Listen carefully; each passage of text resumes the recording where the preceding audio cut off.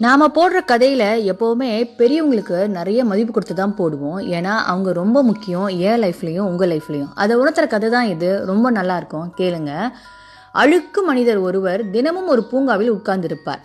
அவர் அருகில் அமர்ந்திருக்கும் எல்லோரும் அவரை வெறுப்பார்கள். அவரின் தோற்றம் அழுக்காக இருப்பதே அதுக்கு காரணம்.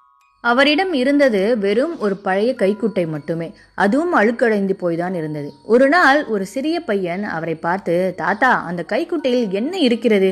ஏன் பத்திரமாக பிடித்து வைத்து இருக்கிறீர்கள் என்று கேட்டான். முதலில் தாத்தா சிரித்தார். அச்சிறுவனோ விடவில்லை. காரணத்தை கேட்டுக்கொண்டே இருந்தான். பின்னர் அவர் மெதுவாக அந்த கைக்குட்டையை திறந்தார். அதன் உள்ளே ஒரு பழைய புகைப்படம் இருந்தது. இது என் மகன் பா. அவன் என்னை மிகவும் நேசித்தான். ஆனால் ஒரு நாள் நான் ஏழையாகிவிட்டேன். அவன் என்னை விட்டுவிட்டான். இந்த புகைப்படம் மட்டுமே என்னிடம் இருக்கிறது. என் வீட்டு விலாசத்தை மறந்துவிட்டேன் என்று கூறினார். இப்பொழுது யாரும் இல்லா அனாதையாக உள்ளேன் என்று அழுதார். அந்த சிறுவன் தாயிடம் சென்று சொன்னான். அன்றைய இரவு பூங்காவிற்கு ஒரு மனிதர் வந்தார்.